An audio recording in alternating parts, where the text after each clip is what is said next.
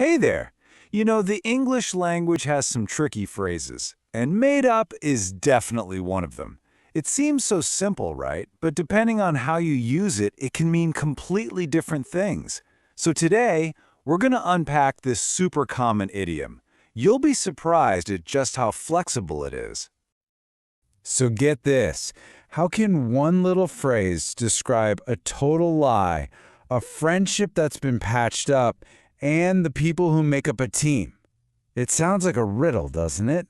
Well, that's exactly the puzzle we are going to solve together right now. Okay, let's start with the meaning that probably comes to mind first. This is when we use made up to talk about something that's been invented or, well, let's be honest, something that just isn't true. Right. So when we say a story or an excuse is made up, we're basically saying it's fake. It's not real. It's a pretty direct way of pointing out that something's a fabrication.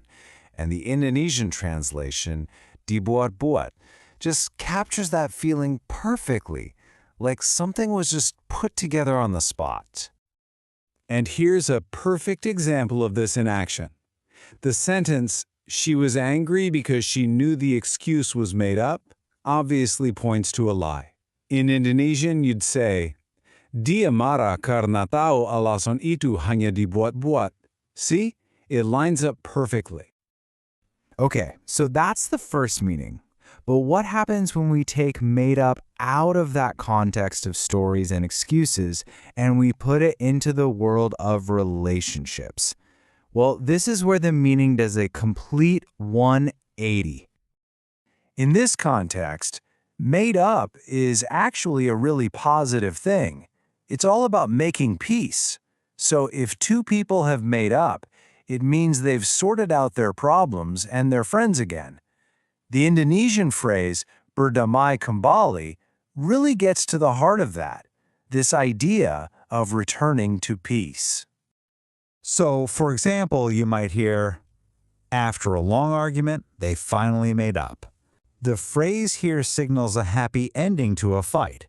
In Indonesian, that translates to, "Setelah bertengkar lama, mereka akhirnya berdamai kembali."